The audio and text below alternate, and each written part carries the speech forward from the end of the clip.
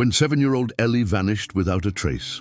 In her quiet New England town, search teams combed every trail, every barn, every creek. Days passed, hopes dimmed. But one German shepherd, retired, aging, nearly forgotten, refused to give up. What he did next stunned everyone. Not even the firefighters could have imagined how he found her, or what he risked to bring her home. And when they opened that old storm cellar, hearts stopped. Before we dive in, drop your city, state, or country in the comments. Let's see how far loyalty travels. Who's watching from Maine, Alberta, Yorkshire? I want to hear from you. Now, let me tell you a story you won't soon forget. No one in Maple Hollow expected anything bad to happen to a child. It was the kind of place where time slowed down, where widows still left pies cooling on porches, and the grocer kept a tab for folks who forgot their wallet. The biggest excitement most weeks? The church bake sale, or if Old Man Thompson's rooster went missing again. But everything changed on a chilly Tuesday morning in early October. When Ellie Hayes disappeared, she was supposed to be walking 2 blocks from her grandma's house to her elementary school. Just 8 minutes, her pink backpack was found, tossed beside the sidewalk. Zipper broken, glitter unicorn keychain torn off. That was it. No signs of a struggle, no footprints, no witnesses. Ellie was gone. Word spread like a storm. Volunteers poured in. Search crews lined the woods, combed the cornfields, even dragged the nearby quarry. Helicopters circled. Flyers went up on every telephone pole and gas station door. Her mother, Chelsea, hadn't slept. Her father, Mark, a logger and army vet, walked 18 miles that first night, just yelling her name into the dark. But there was one soul who took her disappearance harder than anyone. And he wasn't a man. His name was Ranger, a 9-year-old German shepherd, with hips starting to go and cloudy eyes that once saw danger a mile away. He'd served with Mark in Afghanistan, saved his life more than once. When Mark came home battered and broken, Ranger came with him. He was more than a pet. He was a brother in arms, and Ranger adored Ellie. She had grown up riding on his back, dressing him in tiaras and tutus, feeding him baby carrots from her lunchbox. Wherever she went, he followed. But now, Ellie was gone, and Ranger sat at the front door, hour after hour, tail still, ears perked, waiting. The wind picked up that morning, rattling the orange leaves like dry bones. Ranger refused food. He paced the porch, then circled the yard, then pawed at the back gate. He was anxious, alert, different. By the afternoon, he began to whine, soft at first, then louder. He nudged Chelsea's leg, then darted toward the road. Then back again, barking. She brushed it off. He was just confused, grieving like the rest of them.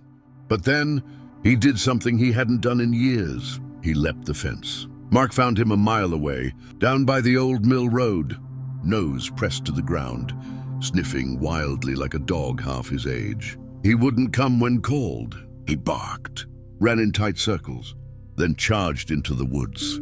Mark hesitated. That's a search pattern, he muttered. Old instincts kicked in. He grabbed a flashlight and followed.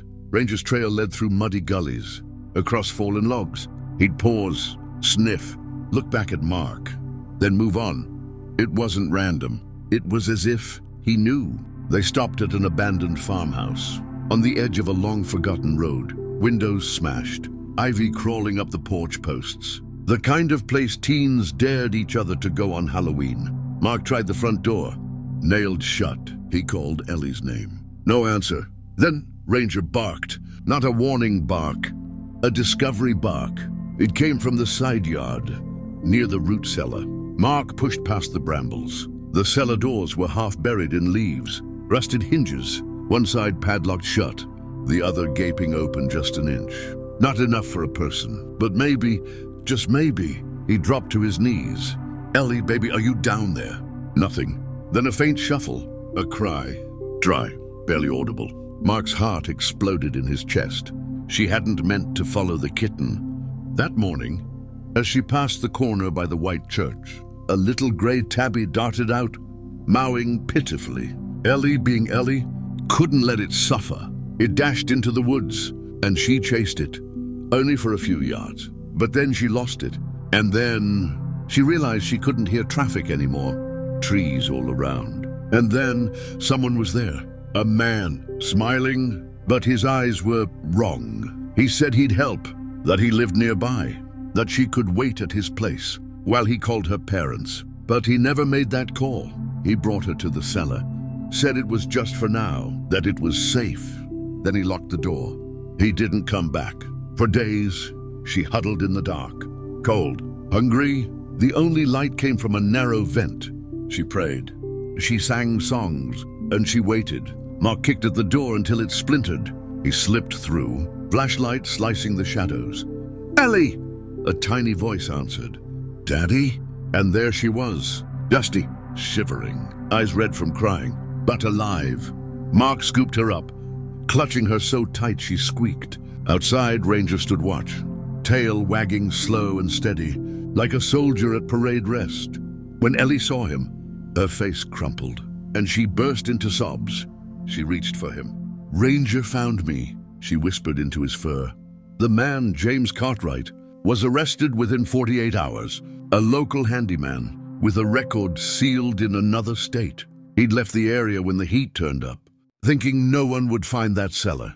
He hadn't counted on a dog, with nothing left to prove, but everything still to protect. Ellie recovered, physically within days, emotionally.